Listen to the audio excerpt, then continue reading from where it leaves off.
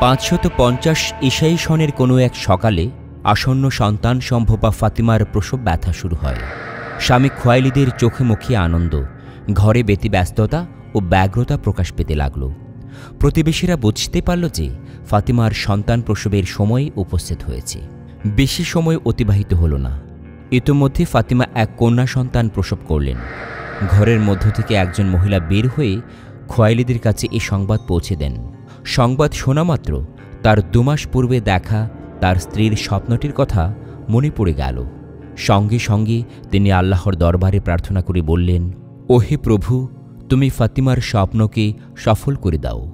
গর্ভকালীন সময়ে ফাতিমা স্বপ্ন দেখেছিলেন যে একজন দরবেশ তাকে স্বপ্নযোগে বলেছিলেন, তোমার গর্ভের কন্যা সন্তানটি জগৎ বরেণ্য মহিলারূপে গণ্য হবে এবং জগতের সর্বশ্রেষ্ঠ পুরুষের সহধর্মিনীর আসন অলঙ্কৃত করবে। সদ্য ভূমিষ্ঠা এ কন্যায় সব দিক থেকেই যার পর্ণায় সুদর্শনা, সুলক্ষণা, অনুপম ও সুশ্রী ছিল।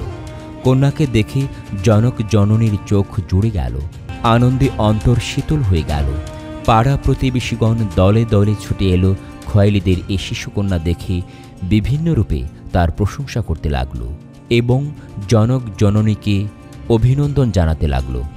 যথাসময়ে জনক জননী তাদের অতি আদরের শিশুকন্যার নাম রাখলেন খাদিজা। শিশু খাদিজা তার পিতা ও মাতার একান্ত আদর ও যত্নে লালিত পালিত হতে লাগলেন এবং একটু একটু করে দিন দিন বড় হতে লাগলেন। শৈশবকাল পার হয়ে যখন তিনি কৈশোরে পদার্পণ করলেন, তখন তার কার্যকলাপ এবং আচার আচরণের মধ্যে স্বাতন্ত্র্যের চিহ্নসমূহ আরও বেশি প্রকাশ পেতে লাগল। হজরত খাদিজা রাদিয়াল্লাহু তাআলা আনহা-এর সমবয়সী বালিকারা সকলে মিলে যখন খেলাধুলা করত, তখন তিনি তাদের সাথে খেলায় শরিক হতেন না। কখনো কখনো তার মাতা নিজে গিয়ে তাঁকে খেলারত বালিকাদের মধ্যে দিয়ে আসতেন, কিন্তু তার মন তাদের সাথে থাকতে ইচ্ছে করত না। তাই একদিকে তাঁর মাতা তাকে দিয়ে আসতেন খেলার জন্য, অন্যদিকে তিনি প্রায় সাথে সাথেই তার মাতার নিকট ছুটে যেতেন। এভাবেই হজরত খাদিজা রাদিয়াল্লাহু তাআলা আনহা-এর বয়স যতই বৃদ্ধি পেতে লাগল, তাঁর সৎ গুণাবলী ও স্বভাব চরিত্রগুলিও তার বয়সের সাথে সাথে উন্নত হতে লাগল। তার উল্লেখিত সৎ স্বভাবগুলির সাথে সংযম, সুরুচি, পবিত্রতা, শালীনতা, নম্রতা, ভদ্রতা ও মায়া মমতা প্রভৃতি গুণাবলীও যুক্ত হয়েছে। হজরত খাদিজা রাদিয়াল্লাহু তাআলা আনহা-এর চরিত্র এবং গুণাবলীর খবর প্রথমে পাড়া প্রতিবেশীর কাছে, পরে দূরে ছড়িয়ে পড়তে লাগল। তখন মক্কাবাসীরা তাকে নানাভাবে প্রশংসা করে তাকে তাহেরা উপাধিতে ভূষিত করল। আর তাহেরা অর্থ হচ্ছে পবিত্র, পরিশুদ্ধ, পুণ্য। খাদিজার পিতা খোয়াইলিদ ইবনে আসাদ ছিলেন ফিজার যুদ্ধে নিজ গোত্রের কমান্ডার। তিনি ছিলেন বহু সন্তানের জনক। প্রথম পুত্র হিজাম। এই হিজামের পুত্র প্রখ্যাত সাহাবী হাকিম জাহিলি যুগে মক্কার দারুন নাদওয়ার পরিচালনভার লাভ করেছিলেন। দ্বিতীয় সন্তান হজরত খাদিজা। তৃতীয় সন্তান আওয়াম, প্রখ্যাত সাহাবী হজরত জুবাইরের পিতা। রাসূলুল্লাহ সাল্লাল্লাহু আলাইহি ওয়াসাল্লাম ফুফু এবং হজরত হামজার আপন বোন হজরত সাফিয়া রাদিয়াল্লাহু তাআলা আনহা ছিলেন আওয়ামের স্ত্রী বা জুবাইরের রাদিয়াল্লাহু তাআলা আনহু-এর মা। সাফিয়া ছিলেন খাদিজার ছোট ভাইয়ের বউ। খোয়াইলিদের চতুর্থ সন্তান ছিলেন হালা। তিনি ছিলেন রাসূলুল্লাহ সাল্লাল্লাহু আলাইহি ওয়াসাল্লামের মেয়ে হজরত জয়নাব রাদিয়াল্লাহু তাআলা আনহা-এর স্বামী আবুল আস ইবনে রাবির মা। আবুল আস রাসূলুল্লাহ সাল্লাল্লাহু আলাইহি ওয়াসাল্লামের বড় জামাই। পঞ্চম সন্তান রুকাইয়া। 5 ভাই বোনের মধ্যে হিজাম, আওয়াম এবং রুকাইয়া ইসলামের আবির্ভাবের আগেই মারা যান। হজরত খাদিজা ও হালা ইসলাম গ্রহণের সৌভাগ্য লাভ করেছিলেন। খাদিজার পিতার মৃত্যু কখন হয়েছিল সে সম্পর্কে মতভেদ আছে। কেউ বলেছেন ফিজার যুদ্ধে মারা যান। ইমাম সোহাইলির মতে ফিজার যুদ্ধের আগেই মারা যান। তখন খাদিজার বয়স 35 ছিল। কারো কারো মতে রাসূলুল্লাহ সাল্লাল্লাহু আলাইহি ওয়াসাল্লামের বিয়ের পর তিনি মারা যান। পিতা খোয়াইলিদ তৎকালীন আরব সমাজের বিশিষ্ট তাওরাত ও ইঞ্জিল বিশেষজ্ঞ ওয়ারাকা ইবনে নাউফিলকে খাদিজার বর হিসাবে নির্বাচন করেছিলেন। কিন্তু কেন যে তা বাস্তবে রূপ লাভ করেনি সে সম্পর্কে ঐতিহাসিকরা নীরব। শেষ পর্যন্ত আবু হালা ইবনে জারারাহ আত-তামিরির সাথে তার প্রথম বিয়ে হয়। জাহিলি যুগেই তাঁর মৃত্যু হয়। আবু হালার মৃত্যুর পর আতিক বিন আবিদ আল মাখজুমির সাথে তাঁর দ্বিতীয় বিয়ে হয়। তবে কাতাদার সূত্রে জানা যায় তাঁর প্রথম স্বামী আতিক, অতঃপর আবু হালা। ইবনে ইসহাকও এ মত সমর্থন করেছেন বলে ইউনুস ইবনে বোখাইর বর্ণনা করেছেন। তবে প্রথমোক্ত মতটি সর্বাধিক গ্রহণযোগ্য মনে করা হয়। পিতা বা স্বামীর মৃত্যু বা যে কোনো কারণেই হোক, কুরাইশ বংশের অনেকের মতো খাদিজাও ছিলেন একজন বড় ব্যবসায়ী। ইবনে সাদ তার ব্যবসা সম্পর্কে বলেছেন, খাদিজা ছিলেন অত্যন্ত সম্মানিত ও সম্পদশালী ব্যবসায়ী মহিলা। তার বাণিজ্য সম্ভার সিরিয়া যেত এবং তার একার পণ্য কুরাইশদের সকলের পণ্যের সমান হতো। ইবনে সাদের এই মন্তব্য দ্বারা খাদিজার ব্যবসায়ের পরিধি উপলব্ধি করা যায়। অংশীদারি বা মজুরি বিনিময়ে যোগ্য লোক নিয়োগ করে তিনি দেশ বিদেশে মাল বেচাকেনা করতেন। রাসূলুল্লাহ সাল্লাল্লাহু আলাইহি ওয়াসাল্লাম তখন 25 বছরের যুবক। এর মধ্যে চাচা আবু তালিবের সাথে বা একাকী কয়েকটি বাণিজ্য সফরে গিয়ে ব্যবসা সম্পর্কে যথেষ্ট অভিজ্ঞতা অর্জন করে ফেলেছেন। ব্যবসায়ে তাঁর সততা ও আমানতদারিতার কথাও মক্কার মানুষের মুখে মুখে ছড়িয়ে পড়েছে। সবার কাছে তিনি তখন আল আমিন। তার সুনামের কথা খাদিজার কানেও পৌঁছেছে।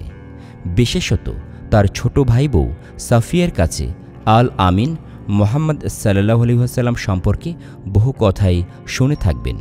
হযরত খাদিজা একবার কেনাবেচার জন্য সিরিয়ায় পণ্য পাঠাবার চিন্তা করলেন। যোগ্য লোকের সন্ধান করছেন। এই প্রসঙ্গে আবু তালিব মুহাম্মদ সাল্লাল্লাহু আলাইহি ওয়াসাল্লামকে ডেকে বললেন, ভাতিজা, আমি একজন দরিদ্র মানুষ, সময়টাও সংকটজনক, মারাত্মক দুর্ভিক্ষের কবলে আমরা নিপতিত, আমাদের কোনো ব্যবসায় বা অন্য কোনো উপায় উপকরণ নেই।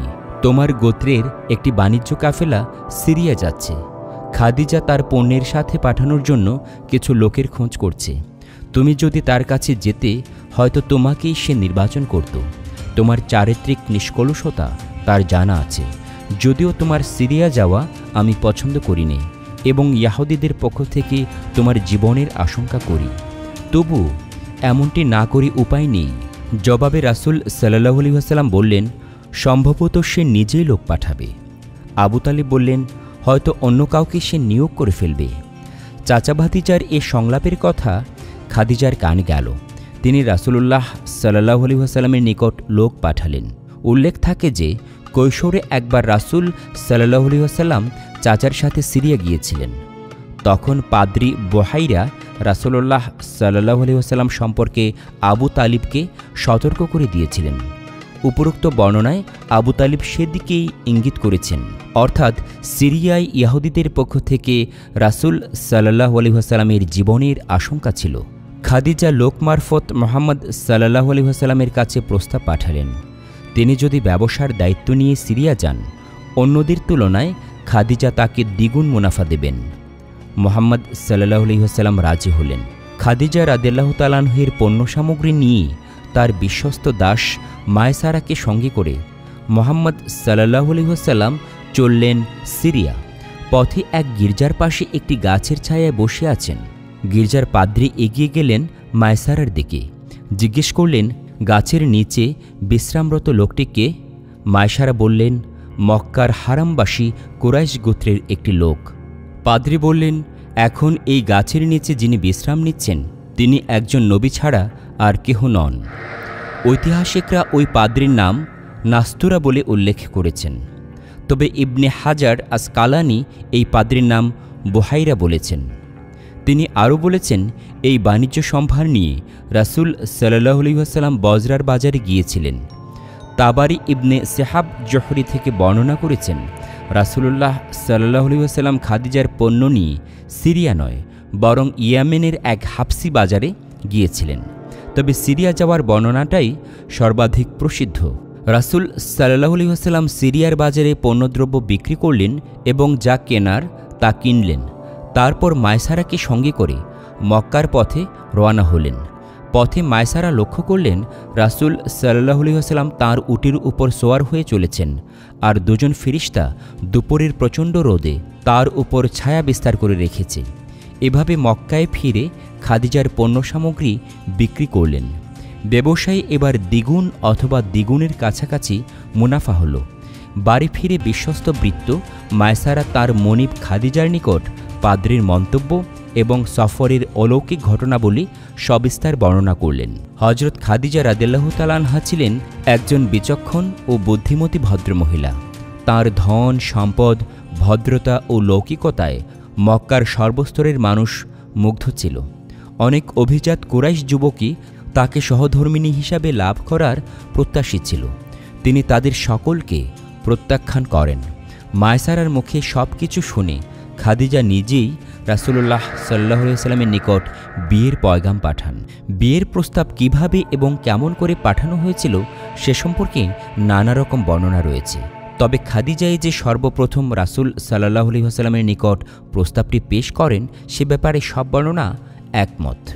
একটি বর্ণনা এসেছে খাদিজা রাদিয়াল্লাহু তাআলা আনহা নিজেই রাসূলুল্লাহ সাল্লাল্লাহু আলাইহি ওয়াসাল্লামের সাথে কথা বলেন এবং তাঁর পিতার নিকট প্রস্তাবটি উত্থাপন করার জন্য অনুরোধ করেন, কিন্তু তিনি অস্বীকৃতি জানান এই বলে যে দারিদ্র্যের কারণে হয়তো খাদিজার পিতা তাকে প্রত্যাখ্যান করবেন। অবশেষে খাদিজার পিতা যখন অতিরিক্ত মদ পান করে মাতাল অবস্থায় ছিলেন তখন খাদিজা নিজেই বিষয়টি তার কাছে উত্থাপন করেন এবং সম্মতি আদায় করেন, কিন্তু সুস্থ হয়ে আবার তিনি বেঁকে বসেন। তবে খাদিজা পুনরায় তাঁর সম্মতি আদায় করেন। অন্য একটি বর্ণনা এসেছে হজরত ইয়ালার স্ত্রী ও খাদিজার বান্ধবী নাফিসা বিনতু মানিয়া এ ব্যাপারে পুরো উদ্যোগ গ্রহণ করেন। তিনি সর্বপ্রথম খাদিজার পক্ষ থেকে রাসূলুল্লাহ সাল্লাল্লাহু আলাইহি ওয়াসাল্লামের নিকট এভাবে প্রস্তাব পেশ করেন। সৌন্দর্য ও জীবিকার নিশ্চয়তা দিয়ে আহ্বান জানানো হয়, আপনি কি গ্রহণ করবেন? এই কথাগুলো ছিল হজরত খাদিজা সম্পর্কে। যাই হোক, কথা পাকাপাকি হয়ে গেল। নির্ধারিত তারিখে আবু তালিব, হামজা সহ রাসূলুল্লাহ সাল্লাল্লাহু আলাইহি ওয়াসাল্লামের খানদানের আরও কিছু ব্যক্তি খাদিজার বাড়ি উপস্থিত হলেন। খাদিজাও তার খানদানের বিশিষ্ট ব্যক্তিবর্গকে দাওয়াত দিয়েছিলেন। সকলের উপস্থিতিতে আবু তালিব বিয়ের খুতবা পাঠ করলেন। সাহিত্যিক উৎকর্ষের দিক দিয়ে এ খুতবা জাহেলি যুগের আরবি গদ্য সাহিত্যে বিশেষ স্থান অধিকার করে আছে। 500 স্বর্ণমুদ্রা মোহর ধার্য হয়। খাদিজা নিজেই উভয় পক্ষের যাবতীয় খরচ বহন করেছিলেন। তিনি 2 উকিয়া সোনা ও রূপো রাসূলুল্লাহ সাল্লাল্লাহু আলাইহি ওয়াসাল্লামের নিকট পাঠান এবং তা দিয়ে উভয়ের পোশাক ও ওয়ালিমার বন্দোবস্ত করতে বলেন। এভাবে হজরত খাদিজা রাদিয়াল্লাহু তাআলা আনহা হলেন উম্মুল মুমিনিন। এটা নবুয়ত প্রকাশের 15 বছর পূর্বের ঘটনা। সে সময় তাদের উভয়ের বয়স সম্পর্কে সিরাত বিশেষজ্ঞদের মতপার্থক্য থাকলেও সর্বাধিক সঠিক মত অনুযায়ী রাসূলুল্লাহ সাল্লাল্লাহু আলাইহি ওয়াসাল্লামের বয়স ছিল 25 এবং খাদিজার ছিল 40। বিয়ের 15 বছর পর হজরত নবী করিম সাল্লাল্লাহু আলাইহি ওয়াসাল্লাম নবুয়ত লাভ করেন। তিনি খাদিজা রাদিয়াল্লাহু তাআলা আনহাকে সর্বপ্রথম এ বিষয়ে অবহিত করেন। পূর্ব থেকেই খাদিজা রাদিয়াল্লাহু তাআলা আনহা রাসূলুল্লাহ সাল্লাল্লাহু আলাইহি ওয়াসাল্লাম নবী হওয়া সম্পর্কে দৃঢ় প্রত্যয়ী ছিলেন। সহিহ বুখারীর ওহীর সূচনা অধ্যায়ে একটি হাদিসে বিষয়টির বিস্তারিত আলোচনা এসেছে। হজরত আয়েশা রাদিয়াল্লাহু তাআলা আনহা বলেন, রাসূলুল্লাহ সাল্লাল্লাহু আলাইহি ওয়াসাল্লামের প্রতি প্রথম ওহীর সূচনা হয় ঘুমে সত্য স্বপ্নের মাধ্যমে। স্বপ্নে যা কিছু দেখতেন তা সকালবেলার সূর্যের আলোর ন্যায় প্রকাশ পেত। তারপর নির্জনে থাকতে ভালোবাসতেন। খানাপিনা সঙ্গে নিয়ে হীরা গুহায় চলে যেতেন। সেখানে একাধারে কয়েকদিন ইবাদতে মশগুল থাকতেন। খাবার শেষ হয়ে গেলে আবার খাদিজার কাছে ফিরে আসতেন। খাদ্যদ্রব্য নিয়ে আবার গুহায় ফিরে যেতেন। এই অবস্থায় একদিন তার কাছে সত্যের আগমন হলো। ফেরেশতা এসে তাকে বললেন, আপনি পড়ুন। তিনি বললেন, আমি তো লেখাপড়ার লোক নই। ফেরেশতা তাকে এমন জোরে চেপে ধরলেন যে তিনি কষ্ট অনুভব করলেন। ছেড়ে দিয়ে আবার বললেন, পড়ুন। তিনি আবার বললেন, আমি পড়ালেখার লোক নই। ফেরেশতা দ্বিতীয় ও তৃতীয়বারও তার সাথে প্রথমবারের মতো আচরণ করলেন। অবশেষে বললেন, পড়ুন আপনার প্রতিপালকের নামে, যিনি সৃষ্টি করেছেন মানুষকে জমাট রক্তপিণ্ড থেকে। রাসূল সাল্লাল্লাহু আলাইহি ওয়াসাল্লাম ভয়ে কাঁপতে কাঁপতে ঘরে ফিরলেন। খাদিজাকে ডেকে বললেন, আমাকে কম্বল দিয়ে ঢেকে দাও। তিনি ঢেকে দিলেন। তার ভয় দূর হয়ে গেল। তিনি খাদিজার নিকট পুরো ঘটনা খুলে বললেন এবং নিজের জীবনের আশঙ্কার কথা ব্যক্ত করলেন। খাদিজা রাদিয়াল্লাহু তাআলা আনহা বললেন, না, তা কখনো হতে পারে না। আল্লাহর কসম, তিনি আপনাকে লাঞ্ছিত করবেন না। আপনি আত্মীয়তার বন্ধন সুদৃঢ়কারী, গরিব দুঃখীর সাহায্যকারী, অতিথিপরায়ণ ও মানুষের বিপদে সাহায্যকারী। অতঃপর খাদিজা রাদিয়াল্লাহু তাআলা আনহা রাসূলুল্লাহ সাল্লাল্লাহু আলাইহি ওয়াসাল্লামকে সঙ্গে করে তাঁর চাচাতো ভাই ওয়ারাকা ইবনে নাওফিলের নিকট নিয়ে যান। সেই জাহিলি যুগে তিনি খ্রিস্ট ধর্ম গ্রহণ করেছিলেন। হিব্রু ভাষায় ইনজিল কিতাব লিখতেন। তিনি বৃদ্ধ ও দৃষ্টিহীন। খাদিজা রাদিয়াল্লাহু তাআলা আনহা বললেন, শুনুন তো আপনার ভাতিজা কি বলে। তিনি জিজ্ঞেস করলেন, ভাতিজা, তোমার বিষয়টি কি? রাসূলুল্লাহ সাল্লাল্লাহু আলাইহি ওয়াসাল্লাম পুরো ঘটনা বর্ণনা করলেন। শুনে ওয়ারাকা বললেন, এ তো সেই নামুস, আল্লাহ যাকে মুসা আলাইহিস সালামের নিকট পাঠিয়েছিলেন। আফসোস, সেদিন যদি আমি জীবিত ও সুস্থ থাকতাম, যেদিন তোমার দেশবাসী তোমাকে দেশ থেকে তাড়িয়ে দেবে। রাসূলুল্লাহ সাল্লাল্লাহু আলাইহি ওয়াসাল্লাম জিজ্ঞেস করলেন, এরা আমাকে দেশ থেকে বের করে দেবে? তিনি বললেন, হ্যাঁ, তুমি যা নিয়ে এসেছ, যখনই কোনো ব্যক্তি তা নিয়ে এসেছে, সারা দুনিয়া তাঁর বিরোধী হয়ে গেছে। যদি সে সময় পর্যন্ত আমি বেঁচে থাকি, তোমাকে সব ধরনের সাহায্য করব। এই ঘটনার অল্প কিছুদিনের মধ্যেই ওয়ারাকার মৃত্যু হয়। ইসলাম গ্রহণের পর হযরত খাদিজা রাদিয়াল্লাহু তাআলা আনহা তাঁর সকল ধন সম্পদ দ্বীনের লক্ষ্যে ওয়াকফ করেন। রাসূল সাল্লাল্লাহু আলাইহি ওয়াসাল্লাম ব্যবসা বাণিজ্য ছেড়ে আল্লাহর ইবাদত এবং ইসলাম প্রচারে আত্মনিয়োগ করেন। সংসারের সকল আয় বন্ধ হয়ে যায়। সেই সাথে বাড়তে থাকে খাদিজার দুশ্চিন্তা। তিনি ধৈর্য ও সহনশীলতার সাথে সব প্রতিকূল অবস্থার মোকাবেলা করেন। আল ইস্তিয়াব গ্রন্থে বর্ণিত হয়েছে, মুশরিকদের প্রত্যাখ্যান ও অবিশ্বাসের কারণে রাসূল সাল্লাল্লাহু আলাইহি ওয়াসাল্লাম যে ব্যথা অনুভব করতেন, খাদিজার কাছে এলে তা দূর হয়ে যেত। কারণ তিনি রাসূল সাল্লাল্লাহু আলাইহি ওয়াসাল্লামকে সান্ত্বনা দিতেন, সাহস ও উৎসাহ যোগাতেন। তাঁর সব কথাই তিনি বিনা দ্বিধায় বিশ্বাস করতেন। মুশরিকদের সকল অমার্জিত আচরণ তিনি রাসূলুল্লাহ সাল্লাল্লাহু আলাইহি ওয়াসাল্লামের কাছে অত্যন্ত হালকা ও তুচ্ছভাবে তুলে ধরতেন। নবুয়াতের ৭ম বছর মুহররম মাসে কুরাইশরা মুসলমানদের বয়কট করে। তারা সিয়াবে আবু তালিবে আশ্রয় গ্রহণ করেন। রাসূলুল্লাহ সাল্লাল্লাহু আলাইহি ওয়াসাল্লামের সাথে খাদিজা রাদিয়াল্লাহু তাআলা আনহা সেখানে অন্তরীণ হন। প্রায় ৩টি বছর বনি হাশিম দারুণ দুর্ভিক্ষের মাঝে অতিবাহিত করে। গাছের পাতা ছাড়া জীবন ধারণের আর কোনো ব্যবস্থা তাদের ছিল না। স্বামীর সাথে খাদিজাও হাসি মুখে সে কষ্ট সহ্য করেন। এমন দুর্দিনে হযরত খাদিজা রাদিয়াল্লাহু তাআলা আনহা নিজের প্রভাব খাটিয়ে বিভিন্ন উপায়ে কিছু খাদ্য খাবারের ব্যবস্থা মাঝে মাঝে করতেন।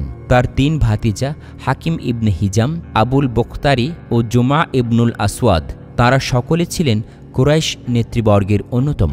অমুসলিম হওয়া সত্ত্বেও তারা বিভিন্নভাবে মুসলমানদের কাছে খাদ্যশস্য পাঠানোর ব্যাপারে বিশেষ ভূমিকা পালন করেন। একদিন হাকিম ইবনে হিজাম তার চাকরের মাধ্যমে ফুফু খাদিজার কাছে কিছু গম পাঠাচ্ছিলেন। পথে আবু জাহেল বাধা দেয়। হঠাৎ আবুল বখতারি সেখানে উপস্থিত হন। তিনি আবু জাহেলকে বললেন, এক ব্যক্তি তার ফুফুকে সামান্য খাদ্য পাঠাচ্ছে, তুমি তা বাধা দিচ্ছ? নামাজ ফরজ হওয়ার হুকুম নাজিল হয়নি। হযরত খাদিজা রাদিয়াল্লাহু তাআলা আনহু ঘরের মধ্যে রাসূলুল্লাহ সাল্লাল্লাহু আলাইহি ওয়াসাল্লামের সাথে সেই প্রথম থেকেই নামাজ আদায় করতেন। ইবনে ইসহাক উল্লেখ করেছেন, একদিন আলী রাদিয়াল্লাহু তাআলা আনহু দেখতে পেলেন তারা দুজন, অর্থাৎ নবী সাল্লাল্লাহু আলাইহি ওয়াসাল্লাম ও খাদিজা রাদিয়াল্লাহু তাআলা আনহা নামাজ আদায় করছেন। আলী রাদিয়াল্লাহু তাআলা আনহু জিজ্ঞেস করলেন, মুহাম্মদ, এ কি? রাসূল সাল্লাল্লাহু আলাইহি ওয়াসাল্লাম তখন নতুন দিনের দাওয়াত আলীর কাছে পেশ করলেন এবং একথা কাউকে বলতে নিষেধ করলেন। এ বর্ণনা দ্বারা বোঝা যায়, উম্মতে মুহাম্মদ সাল্লাল্লাহু আলাইহি ওয়াসাল্লামের মধ্যে সর্বপ্রথম হযরত খাদিজা রাদিয়াল্লাহু তাআলা আনহা রাসূলুল্লাহ সাল্লাল্লাহু আলাইহি ওয়াসাল্লামের সাথে নামাজ আদায়ের গৌরব অর্জন করেন।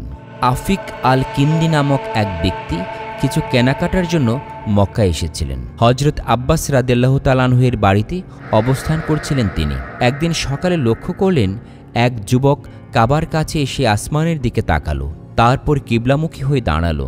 একজন কিশোর এসে তার পাশে দাঁড়িয়ে গেল। তারপর এলো এক মহিলা, সেও তাদের দুজনের পেছনে দাঁড়ালো। তারা নামাজ শেষ করে চলে গেল। দৃশ্যটি আফিক কিন্দি দেখলেন। আব্বাসকে তিনি বললেন, বড় রকমের একটা কিছু ঘটতে যাচ্ছে। আব্বাস বললেন, হ্যাঁ। তিনি আরও বললেন, এই নওজোয়ান আমার ভাতিজা মোহাম্মদ, কিশোরটি আমার আরেক ভাতিজা আলী এবং মহিলাটি মোহাম্মদের স্ত্রী।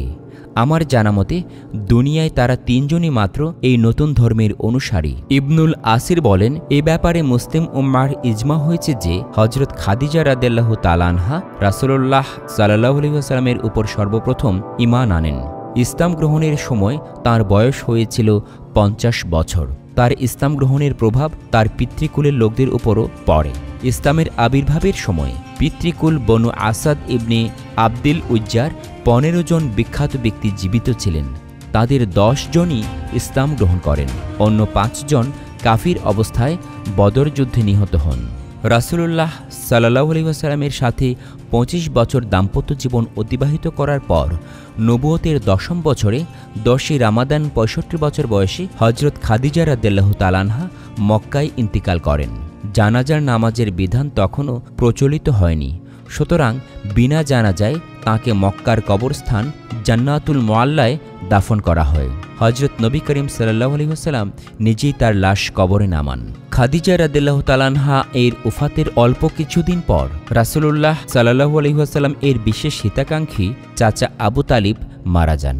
অবশ্য আল ইস্তিয়াবের একটি বর্ণনায় বলা হয়েছে, আবু তালিবের মৃত্যুর 3 দিন পর খাদিজা ইন্তিকাল করেন। বিপদে আপদে এই চাচাই রাসূলুল্লাহ সাল্লাল্লাহু আলাইহি ওয়াসাল্লামকে নানাভাবে সাহায্য করতেন। রাসূলুল্লাহ সাল্লাল্লাহু আলাইহি ওয়াসাল্লাম 2 আত্মীয়র ওফাতের কারণে মুসলিম উম্মার নিকট এই বছরটি আমুন হুজুন বা শোকের বছর নামে অভিহিত হয়েছে। হজরত খাদিজা রাদিয়াল্লাহু তাআলা আনহা ছিলেন বহু সন্তানের জননী। প্রথম স্বামী আবু হালার ঔরসে হালা ও হিন্দ নামে 2 ছেলে জন্মগ্রহণ করে। তারা উভয়ে ইসলাম গ্রহণ করে রাসূলুল্লাহ সাল্লাল্লাহু আলাইহি ওয়াসাল্লামের সাহাবী হওয়ার গৌরব অর্জন করেন। হিন্দ বদর মতান্তরে উহুদ যুদ্ধে রাসূলুল্লাহ সাল্লাল্লাহু আলাইহি ওয়াসাল্লামের সাথে অংশগ্রহণ করেন। তিনি ছিলেন একজন প্রাঞ্জলভাষী বাগ্মী। উটের যুদ্ধে আলী রাদিয়াল্লাহু তাআলা আনহুর পক্ষে শাহাদাত বরণ করেন। দ্বিতীয় স্বামী আতিকের ঔরসে হিন্দা নাম্নী এক মেয়ে জন্মগ্রহণ করেন। তিনিও ইসলাম গ্রহণ করে সাহাবী হওয়ার গৌরব অর্জন করেন। অবশ্য অন্য একটি বর্ণনা মতে প্রথম পক্ষে তাঁর 3টি সন্তান জন্মলাভ করেন। 2 ছেলে হিন্দ ও হারিসকে এক কাফির কাবার রুকুনে ইয়ামনির নিকট শহীদ করে ফেলে। এক কন্যা জয়নাব, আর দ্বিতীয় পক্ষের কন্যাটির কুনিয়াত ছিল উম্মু মুহাম্মদ। হজরত রাসূল করিম সাল্লাল্লাহু আলাইহি ওয়াসাল্লাম এর পবিত্র ঔরসে জন্মগ্রহণ করেন তাঁর 6 সন্তান। প্রথম সন্তান হজরত কাসিম অল্প বয়সে মক্কা শরীফে ইন্তিকাল করেন। তার নাম অনুসারে রাসূলুল্লাহ সাল্লাল্লাহু আলাইহি ওয়াসাল্লাম এর কুনিয়াত হয় আবুল কাসিম। মৃত্যুর পূর্বে তিনি হাঁটি হাঁটি পাপা হাঁটা শিখেছিলেন। দ্বিতীয় সন্তান হজরত জয়নাব। তৃতীয় সন্তান হজরত আবদুল্লাহ। তিনি নবুয়ত প্রাপ্তির পর জন্মলাভ করেছিলেন, তাই তাইয়িব ও তাহির লকর লাভ করেন। অল্প বয়সে ইন্তেকাল করেন। চতুর্থ সন্তান হজরত রুকাইয়া। পঞ্চম সন্তান হজরত উম্মু কুলসুম। ষষ্ঠ সন্তান হজরত ফাতিমা রাদিয়াল্লাহু তাআলা আনহা। উল্লেখ্য যে ইব্রাহিম ছিলেন হজরত মারিয়ার গর্ভজাত সন্তান। হজরত খাদিজা রাদিয়াল্লাহু তাআলা আনহা সন্তানদের খুব আদর করতেন। আর্থিক সচ্ছলতাও ছিল। উকবার দাসী সালামাকে মজুরির বিনিময়ে সন্তানদের দেখাশোনার জন্য নিয়োজিত করেছিলেন।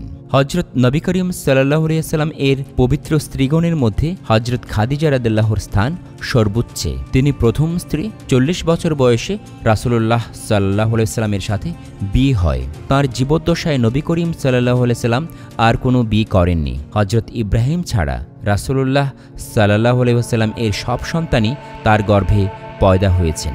উম্মুল মুমিনিন হজরত খাদিজা রাদিয়াল্লাহু তাআলা আনহায়ের ফজিলত ও মর্যাদা বর্ণনা করে শেষ করা যাবে না। আমরা অবাক বিস্ময়ে লক্ষ্য করি আরবের সেই ঘোর অন্ধকার দিনে কিভাবে এক মহিলা নিঃসংকোচে রাসূলুল্লাহ সাল্লাল্লাহু আলাইহি ওয়াসাল্লাম এর নবুয়তে বিশ্বাস স্থাপন করেছেন। তার মনে বিন্দুমাত্র সন্দেহ ও সংশয় নেই।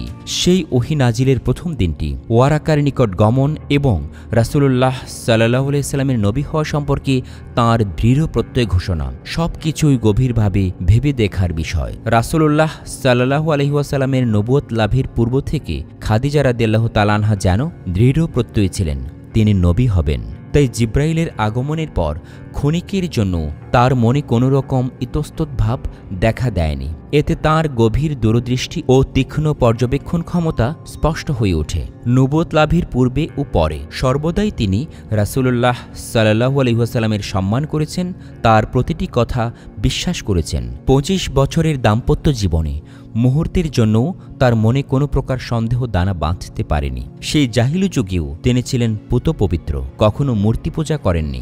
নবী করিম সাল্লাল্লাহু আলাইহি ওয়াসাল্লাম একদিন তাকে বললেন, আমি কখনো লাত উজ্জার ইবাদত করব না। খাদিজা বলেছিলেন, লাত উজ্জার কথা ছেড়ে দিন, তাদের প্রসঙ্গই উত্থাপন করবেন না। নবুয়তে মুহাম্মদ সাল্লাল্লাহু আলাইহি ওয়াসাল্লামের উপর প্রথম বিশ্বাস স্থাপনকারী এবং তার সাথে প্রথম সালাত আদায়কারী শুধু তিনি নন, সেই ঘোর দুর্দিনে ইসলামের জন্য তিনি যে শক্তি জুগিয়েছিলেন, চিরদিন তা অম্লান হয়ে থাকবে। ইসলামের সেই সূচনা লগ্নে প্রকৃতপক্ষে তিনি ছিলেন রাসূলুল্লাহ সাল্লাল্লাহু আলাইহি ওয়াসাল্লামের পরামর্শদাত্রী। রাসূলুল্লাহ সাল্লাল্লাহু আলাইহি সাল্লামের সাথে বিয়ের পর সমস্ত সম্পদ তিনি স্বামীর হাতে তুলে দেন। যায়েদ বিন হারিসা ছিলেন তাঁর প্রিয় দাস, তাকেও তিনি স্বামীর হাতে তুলে দেন। রাসূলুল্লাহ সাল্লাল্লাহু আলাইহি সাল্লাম যায়েদকে বেশি ভালোবাসতেন, তাই তাকে খুশি করার জন্য তাকে আজাদ করে দেন। মক্কার একজন ধনবতী মহিলা হওয়া সত্ত্বেও হযরত খাদিজা রাদিয়াল্লাহু তাআলা আনহা নিজ হাতে স্বামীর সেবা করতেন। একবার তিনি বর্তনে করে রাসূলুল্লাহ সাল্লাল্লাহু আলাইহি ওয়াসাল্লামের জন্য কিছু নিয়ে আসছিলেন। হযরত জিবরাইল আলাইহিস সালাম রাসূলুল্লাহ সাল্লাল্লাহু আলাইহি ওয়াসাল্লামকে বললেন, আপনি তাকে আল্লাহ তাআলার ও আমার সালাম পৌঁছিয়ে দিন। রাসূল করিম সাল্লাল্লাহু আলাইহি ওয়াসাল্লাম তার প্রিয়তমা খাদিজা রাদিয়াল্লাহু তাআলা আনহার স্মৃতি তার মৃত্যুর পরও ভুলেননি। তার মৃত্যুর পর বাড়িতে যখনই কোনো পশু জবে হতো, তিনি তালাশ করে তার বান্ধবীদের ঘরে ঘরে গোশত পাঠিয়ে দিতেন। হযরত আয়েশা রাদিয়াল্লাহু তাআলা আনহা বলেন, যদিও আমি খাদিজা রাদিয়াল্লাহু তাআলা আনহাকে দেখিনি, তবুও তাঁর প্রতি আমার ঈর্ষা হতো। অন্য কারো বেলায় এমনটি হতো না, কারণ নবী করিম সাল্লাল্লাহু আলাইহি ওয়াসাল্লাম সব সময় তার কথা স্মরণ করতেন। মাঝে মাঝে হযরত আয়েশা রাদিয়াল্লাহু তাআলা আনহা রাসূলুল্লাহ সাল্লাল্লাহু আলাইহি ওয়াসাল্লামকে রাগিয়ে তুলতেন। রাসূল সাল্লাল্লাহু আলাইহি ওয়াসাল্লাম বলতেন, আল্লাহ আমার অন্তরে তাঁর ভালোবাসা সৃষ্টি করে দিয়েছেন। হযরত খাদিজা রাদিয়াল্লাহু তাআলা আনহার ওফাতের পর তার বোন হালা একবার রাসূল করিম সাল্লাল্লাহু আলাইহি ওয়াসাল্লামের সাথে সাক্ষাৎ করতে আসলেন। তার কণ্ঠস্বর শুনেই রাসূলুল্লাহ সাল্লাল্লাহু আলাইহি ওয়াসাল্লাম বলে উঠলেন, হালা এসেছো? তার মানসপটে তখন খাদিজার স্মৃতি ভেসে উঠেছিল। আয়েশা রাদিয়াল্লাহু তাআলা আনহা বলে ফেললেন, আপনি একজন বৃদ্ধার কথা মনে করছেন যিনি মারা গেছেন। আল্লাহ তার চেয়ে অনেক উত্তম স্ত্রী আপনাকে দান করেছেন। জবাবে নবী করিম সাল্লাল্লাহু আলাইহি ওয়াসাল্লাম বলেছেন, কখনো না। মানুষ যখন আমাকে মিথ্যে বলে উড়িয়ে দিতে চেয়েছে, সে তখন আমাকে সত্য বলে মেনে নিয়েছে। সবাই যখন কাফির ছিল, তখন সে মুসলমান। কেউ যখন আমার সাহায্যে এগিয়ে আসেনি, তখন সে আমাকে সাহায্য করেছে। তার গর্ভেই আমার সন্তান হয়েছে।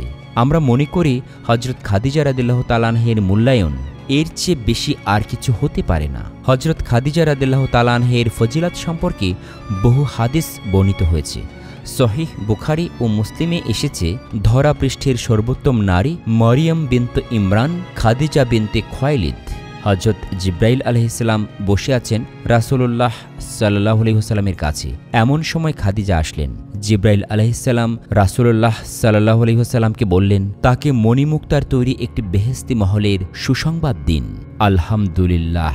উম্মুল মুমিনিন হযরত খাদিজা রাদিয়াল্লাহু তাআলা আনহার মর্যাদার আসন যে কত উচ্চে, তা কারো পক্ষে ধারণা করা সম্ভব নয়। তিনি হযরত মুহাম্মদ সাল্লাল্লাহু আলাইহি ওয়াসাল্লামের প্রথমা স্ত্রী। সারা জাহানের মধ্যে তিনি সর্বপ্রথম ইসলাম গ্রহণকারী। তিনি একদিকে বুদ্ধি, জ্ঞান, বিচক্ষণতা দিয়ে হযরত মুহাম্মদ সাল্লাল্লাহু আলাইহি ওয়াসাল্লামের প্রধান পরামর্শদাতা ও মনে উৎসাহ উদ্যম প্রেরণাদাতার কাজ আঞ্জাম দিতেন। অন্যদিকে তাঁরই বিপুল ধন সম্পদ দিয়ে ইসলামের প্রথম অবস্থায় ইসলাম ও মুসলমানদের নানাবিধ উপকার সাধিত হয়েছিল।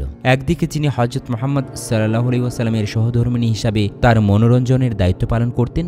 অন্যদিকে তিনি তাঁর প্রতি মাতৃসুলভ স্নেহ, আদর, যত্ন এবং সজাগ সতর্ক দৃষ্টি রেখে তাঁর অসহায় এবং সঙ্গীহীন জীবনের অভাব পূরণ করতেন। কেহ কোনো মহিলাকে দিয়ে একাধারে এতগুলি উপকার লাভ করতে পারে না। হযরত মুহাম্মদ সাল্লাল্লাহু আলাইহি ওয়াসাল্লাম হযরত খাদিজা রাদিয়াল্লাহু তাআলা আনহার ইন্তেকালের পর অনেকগুলো বিয়ে করেছিলেন, কিন্তু খাদিজা রাদিয়াল্লাহু তাআলা আনহা তাঁর যে সকল কাজে এসেছিলেন, অন্য কাকে দিয়ে তা সম্ভব হয় নাই। তাকে যেন আল্লাহ দুনিয়ায় মহানবীর যোগ্য সহচরী, সহধর্মিণী ও অর্ধাঙ্গিনী হবার পূর্ণ যোগ্যতা দিয়ে সৃষ্টি করেছিলেন।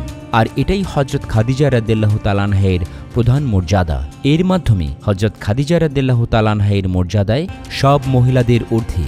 এটাই তার মূল এবং অনন্য বৈশিষ্ট্য। তার বৈশিষ্ট্যের অভাব নেই। এখানে তার মর্যাদা সম্পর্কিত হযরত রাসূলুল্লাহ সাল্লাল্লাহু আলাইহি ওয়াসাল্লামের দুটি হাদিসের মর্ম উল্লেখ করে প্রসঙ্গটি সমাপ্ত করছি। একদিন হযরত মুহাম্মদ সাল্লাল্লাহু আলাইহি ওয়াসাল্লাম বলেন যে, আসমান ও জমিনের মধ্যবর্তী রমণীদের মধ্যে হযরত মরিয়ম ও হযরত খাদিজা রাদিয়াল্লাহু তাআলা আনহা সেরা মর্যাদাশীল ছিলেন। হযরত মুহাম্মদ সাল্লাল্লাহু আলাইহি ওয়াসাল্লামের পূর্ববর্তী জমানায় হযরত মরিয়ম শ্রেষ্ঠ মহিলা ছিলেন, সন্দেহ নেই। তারপর আবার হযরত মুহাম্মদ সাল্লাল্লাহু আলাইহি ওয়াসাল্লামের জমানায় নারীদের মধ্যে হযরত খাদিজা এর আসন সকলের উপরে, এটা সন্দেহাতীত।